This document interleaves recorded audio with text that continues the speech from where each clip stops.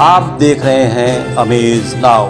गंगा, यमुना, राप्ती और गोमती के तटवर्ती इलाकों से खबरें आप तक। नमस्कार, सत्य घटना के नए अंक के साथ मैं मेनका। शुरुआत करते हैं आज की मुख्य घटनाओं से। महाराणा प्रताप शिक्षा परिषद का 89वां संस्थापक समारोह का हुआ शुभारंभ। सीएम योगी और केंद्रीय सूचना प्रसारण एवं खेल मंत्री अनुराग ठाकुर ने किया शिरकत। खाद कारखाना लोकार्पण कार्यक्रम स्थल का पीएम के आगमन के पूर्व सीएम योगी ने किया निरीक्षण। डिप्लोमा फार्मासिस्ट एसोसिएशन का अपने 20 सूत्रीय मांगों के साथ सीएम कार्यालय पर 1 दिवसीय धरना संपन्न। राज्य कर्मचारी का दर्जा प्राप्त की मांग को लेकर आंगनबाड़ी कार्यकर्तियों और सहायिकाओं का तीसरे दिन धरना रहा जारी। उत्तर प्रदेश की राज्यपाल आनंदीबेन पटेल सिद्धार्थनगर के रास्ते नेपाल के लिए रवाना। और बलिया में प्राथमिक शिक्षा तार बच्चों से खुलवाया जाता विद्यालय का ताला। और अब सत्य घटना विस्तार। गोरखपुर जनपद में महाराणा प्रताप शिक्षा परिषद का 89वां संस्थापक सप्ताह समारोह का शुभारंभ सीएम योगी की अध्यक्षता में किया गया। इस मौके पर मुख्यमंत्री योगी आदित्यनाथ के साथ मुख्य अतिथि के रूप में सूचना प्रसारण मंत्री अनुराग ठाकुर द्वारा शोभा यात्रा की सलामी लेने के साथ ही महाराणा प्रताप का केसरिया ध्वज भी फहराया गया। इस अवसर पर वहां मौजूद हजारों छात्र छात्राओं को संबोधित करते हुए केंद्रीय मंत्री अनुराग ठाकुर ने कहा कि ये मेरे लिए सौभाग्य की बात है कि मुझे गोरखपुर आकर इतने बड़े कार्यक्रम में सम्मिलित होने का अवसर मिला। वहीं सीएम योगी आदित्यनाथ ने कहा कि महाराणा प्रताप शिक्षा परिषद का उद्देश्य बेहतर शिक्षा देने के लिए किया। आज के इस वार्षिक कार्यक्रम के फोटो निकाल दीजिएगा ये वाला उत्सव पर मैं मंच पर उपस्थित उत्तर प्रदेश के कर्मठ एवं लोकप्रिय मुख्यमंत्री परम आदरणीय योगी आदित्यनाथ जी,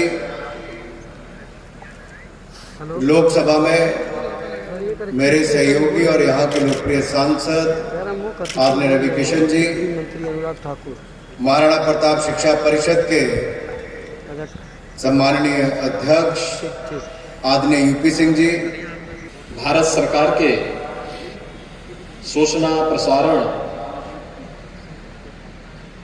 खेल और युवा मामलों के मंत्री माननीय श्री अनुराग सिंह ठाकुर जी का आगमन हुआ है।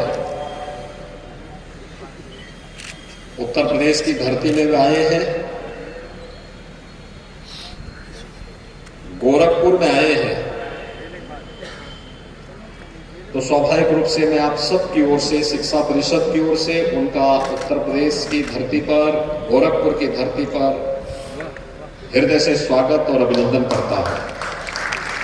आगामी 7 दिसंबर को होने वाले प्रधानमंत्री नरेंद्र मोदी के कार्यक्रम के मद्देनजर सीएम योगी आदित्यनाथ शुक्रवार की देर शाम फर्टिलाइजर पहुंचे, जहां उन्होंने फैक्ट्री का निरीक्षण करने के साथ ही प्रधानमंत्री के रैली स्थल का भी जायजा लिया।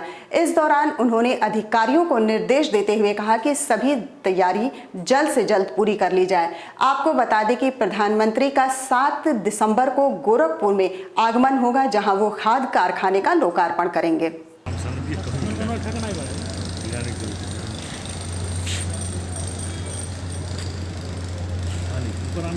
पोस्टमार्टम भत्ता बढ़ाने, फार्मेसियों पर फार्मासिस्ट की नियुक्ति सहित अपनी 20 सूत्रीय मांग को लेकर डिप्लोमा फार्मासिस्ट एसोसिएशन के पदाधिकारियों के द्वारा मुख्य चिकित्सा अधिकारी कार्यालय के समक्ष 1 दिवसीय धरना प्रदर्शन किया गया। इस संबंध में एसोसिएशन के मंत्री डीके सिंह ने कहा कि हम 4 चरण में अपना आंदोलन करेंगे, जिसका पहला चरण आज धरने के साथ शुरू किया गया और अब भी हमारी मांगे पूरी नहीं होंगी तो हम कार्य बहिष्कार भी करेंगे। फार्मेसी संवर्ग के कर्मचारी हैं, उनको 4600 ग्रेड पे से शुरुआत दी जाए और उसके अतिरिक्त नाम परिवर्तन का मसला है, जिसके लिए महानिदेशालय से प्रस्ताव भी शासन को जा चुका है। उसके अतिरिक्त अभी हमारा जो प्रभार भत्ता है 75 रुपये है, उसको 750 रुपये करने की हमारी डिमांड है। उसके बाद जो हमारे प्राथमिक स्वास्थ्य केंद्रों, नए प्राथमिक स्वास्थ्य केंद्रों पर चिकित्सा अधिकारी की अनुपस्थिति में हमारे फार्मेसिस्ट साथी चिकित्सा करते हैं, दवाएं भी वितरित करते हैं, उसको कोई एक विधिक अधिकार नहीं है। हमारे ड्यूटी लिस्ट में है कि चिकित्सा अधिकारी की अनुपस्थिति में फार्मासिस्ट मरीजों को देख सकता है, परंतु उसको विधिक अधिकार न होने के कारण काफ़ी लोग दबाव में रहते हैं और सही तरीके से मरीजों की सेवा नहीं हो पाती है। इससे जनहित प्रभावित होता है।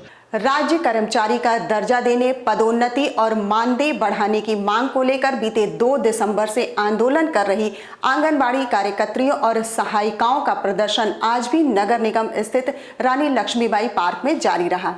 प्रदर्शन कर रही कार्यकर्त्रियों का कहना है कि सरकार ने उनका मानदेय बढ़ाने का आश्वासन दिया था, लेकिन आज भी कोई मानदेय नहीं बढ़ाया गया। इतना ही नहीं, जब उन्हें कर्मचारी नहीं माना जा रहा तो उनको रिटायर क्यों किया जा रहा है। इसलिए जब तक हमारी मांगे पूरी नहीं होंगी तब तक हम आंदोलन जारी रहेंगे।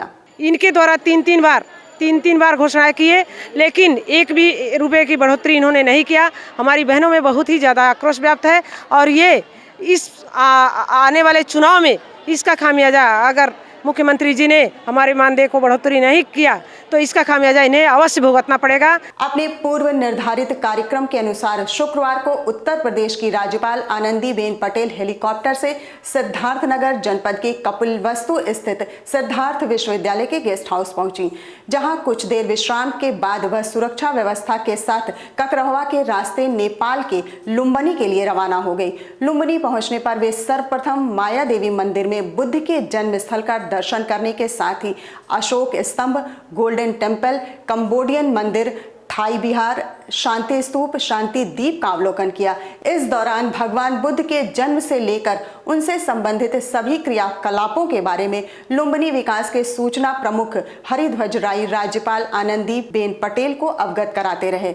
इसके साथ ही लुम्बिनी में कुछ यात्रियों के साथ मिलकर राज्यपाल ने उनका कुशल क्षेम भी पूछा और मंदिर के अंदर छोटी सी दुकान चलाने वाली महिला से भी वहां की स्थानीय सुविधाओं की जानकारी ली।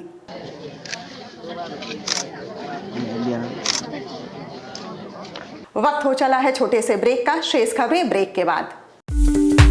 वेलकम टू जया शक्ति Infracon LLP।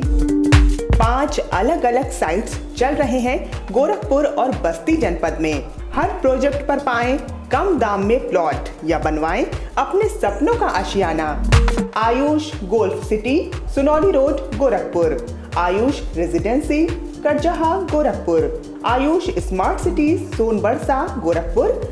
Ayush global city, Marapar, Gorakhpur. Ayush green city, Parsa Jafar, Basti. हर प्लॉट की रजिस्ट्री पर मिलेगा सोने का एक सिक्का। नमस्कार, हम जया शक्ति इंफ्राकॉन से। हमारा प्रयास है कि हर आय वर्ग को आवास उपलब्ध कराया जाए। आयुष सिटी का सपना, सबके पास हो घर अपना। ब्रेक के बाद आपका स्वागत है।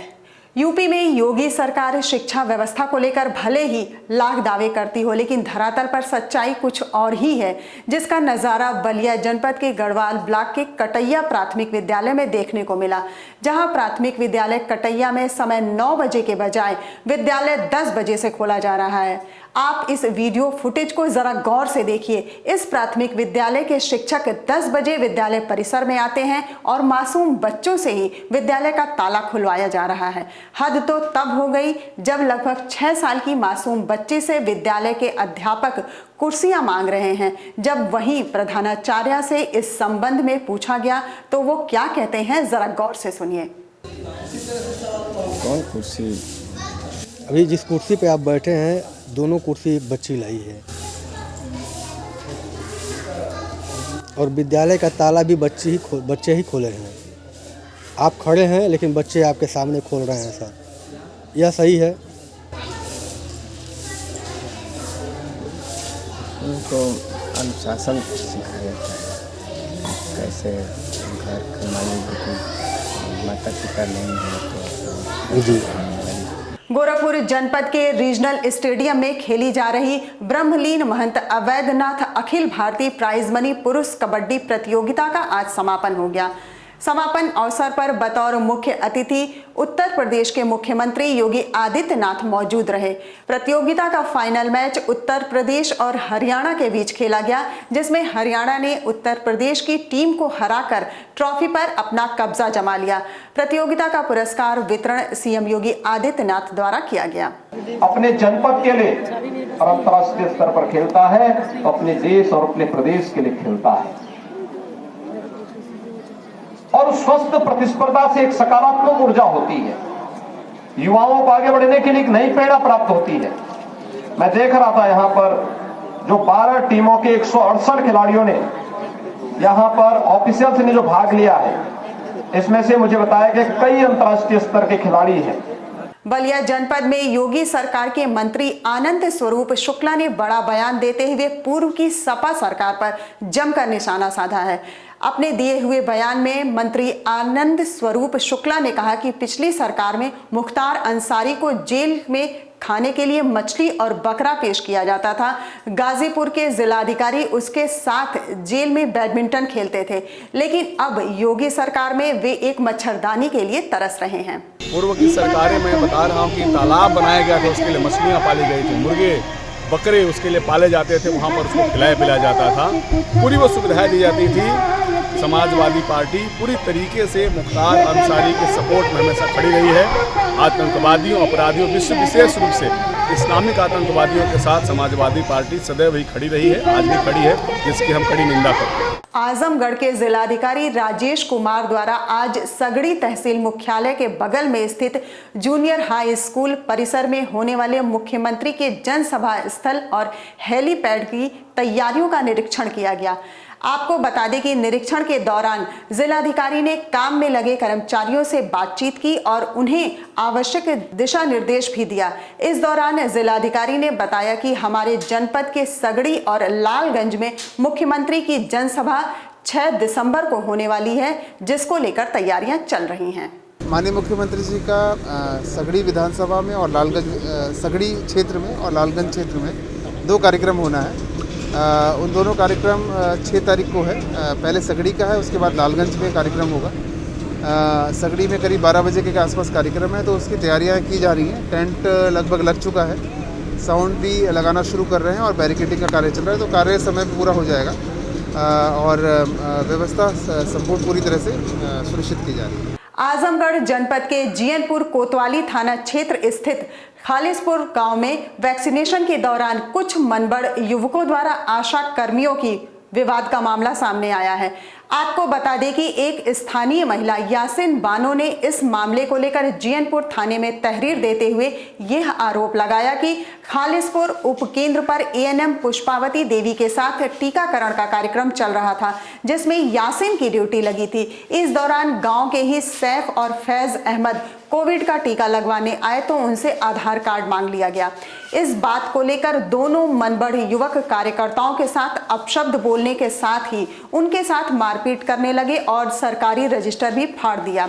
हालांकि इस मामले में जीएनपुर कोतवाली में सैफ और फैज के विरुद्ध मुकदमा दर्ज कर लिया गया है। वहीं पीड़िता के साथ आज दर्जनों आशाओं ने इस मामले में कार्रवाई की मांग करते हुए न्याय की गुहार लगाई। वो कल हम कोरोना का टीका लगवा रहे थे, वहीं पे आधार कार्ड मांगे। आधार कार्ड मांगने की वजह से वो हमारे बाजू वाला गाली देते हुए और हमको मारना शुरू कर दिया। किस गांव का मामला? खालिसपुर। कौन लोग मारना शुरू? हमारे बाजू का फैज और सैफ। क्यों, किसी बात को लेकर के? नहीं, वही कोविड वाला टीका को आधार कार्ड मांगे, बस उतने ही को लेके। थाने में क्या हुआ है? थाने में एफआईआर दर्ज हो चुकी है। इस मामले में प्रभारी चिकित्सा अधिकारी डॉक्टर प्रदीप राय ने बताया कि मामला संज्ञान में आया, जिसको लेकर जीएनपुर कोतवाली और एसडीएम सगड़ी को अवगत करा दिया गया है। ये कल नियमित टीकाकरण के दौरान कोविड टीकाकरण साथ में चल रहा था और उस दौरान खालिसपुर उपकेंद्र पे हमारी जो आशा कार्यरत है वहाँ पे उसके साथ कुछ लोगों ने मारपीट की थी। तो उसके संबंध में थाने पे कोतवाल साहब से बात हुई थी और एसडीएम साहब से भी बात हुई थी। उचित धाराओं में मतलब उसकी रिपोर्ट दर्ज करा दी गई है और कार्रवाई के लिए मतलब कि मामला चल रहा है। सत्य घटना के आज के अंक में बस इतना ही। तेज, सटीक और ताज़ी घटनाओं को जानने के लिए जुड़े रहिए अमेज नाउ के फेसबुक पेज, यूट्यूब चैनल और वेब पोर्टल पर। अगले अंक में आपसे फिर होगी मुलाकात, तब तक के लिए नमस्कार।